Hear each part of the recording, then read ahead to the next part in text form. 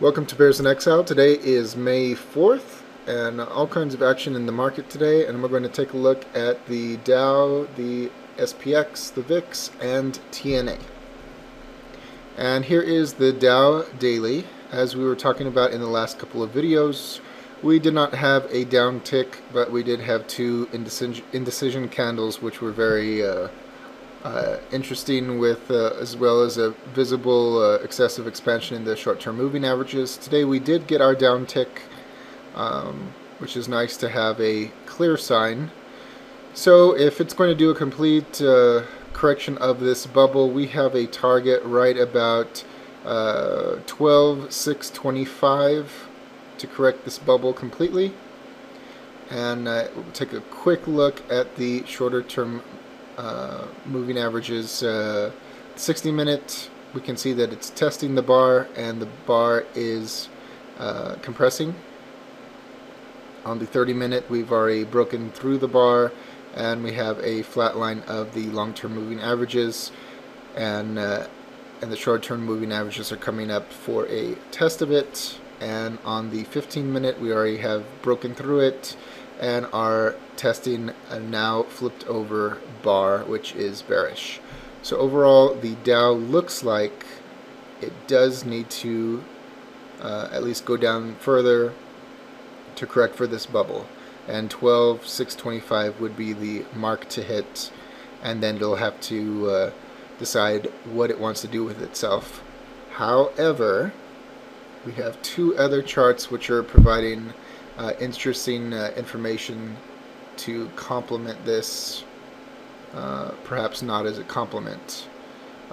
First, we have the SPX, which we had the down tick for the first time yesterday, giving us that warning sign, and we had our target down here at about what was that? That was 1344. Well, today it exceeded that target, so this has already fixed itself, this bubble. So by the book, that's done. Now it can continue going down and compress and do a test of the top of the bar. But from a pure standpoint of, we have a bubble here, the bubble needs to fix itself. That target has been met, so we don't have any predictive value beyond that. We do have a crossover of the two shortest term moving averages. So certainly we can see further weakness, and if we do, we'll have further compression of the short term moving averages, perhaps going into a crossover, which will either be a flat line to test the top of the bar, or to penetrate the bar and put the hurt on it, in which case we'd be looking at right around just above 1320. So with the Dow saying that it needs to go down further, and this saying that it doesn't necessarily have to, you have kind of a conflicting signal. However, maybe that this beginning of a crossover is also a sign that it is indeed going to go lower. And the rest of the time periods are going to look just like the Dow, going through the bar, going through the bar, coming back up to test, going through the bar, going back up to test.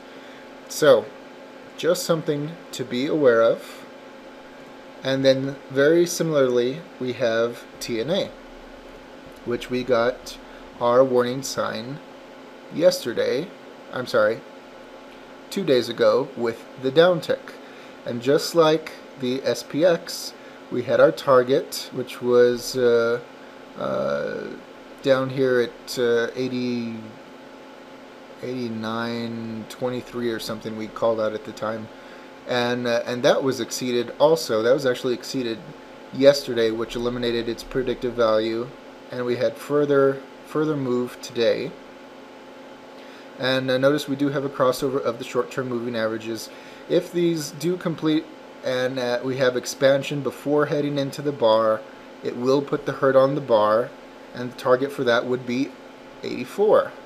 Well, we already hit 84 today as well, so even that predictive target has already been met and exceeded. So is that telling us that it's going to break through the bar? We can't be sure. We don't have enough data yet, but this definitely looks like it could be a problem.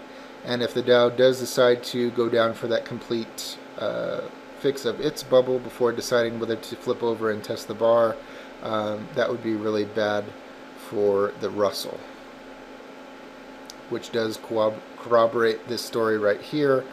But we will have to see, just like the Dow and SPX on the shorter terms, we do have a break through the bar. However, instead of going back up for a test, this sucker is pointed down, which is bad. On the 30-minute, it's pointed down, and even on the 15-minute, starting to point down again. So further movement down for the market definitely is possible, and actually at this stage I would say likely.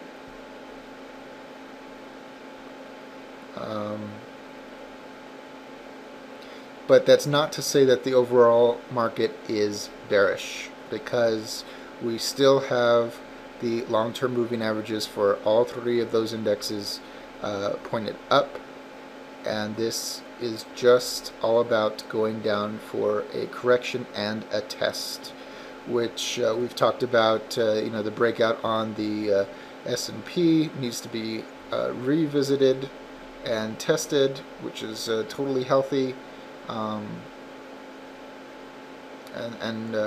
So I'm not really worried about it, and the further downward movement, as long as it's not excessive, is not a problem at this moment. And on the VIX, we did move up today. Notice the long-term moving averages are still bearish. We don't even really have much in the way of damage done to the long-term moving averages. We do have a cross. The cross is not completed yet on the short-term moving averages and has not yet entered the bar. So we still need more data on that, but this move up on the VIX does make sense. We noticed yesterday how on the Dow we had the green move up on the VIX, and yet the Dow was just kind of hanging around. Well, it moved up, and finally the Dow came down to make it agree. We'll be doing a couple more videos tonight on individual equities.